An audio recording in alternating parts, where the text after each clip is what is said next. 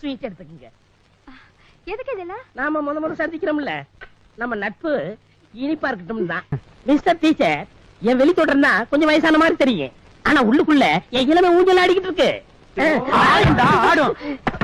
ஏண்டா கெழுட்டு நாயே, நாடி நரம்பெல்லாம் ஆடி போச்சு, உனக்கு இளம ஊஞ்சல் ஆடுதா? எங்க பெரியவரை திட்டுறீங்க? உங்களுக்கு தெரியாதுங்க டீச்சர், நான் ஆடு வளர்த்தேன், கோழி வளர்த்தேன், நாய் வளர்க்கல.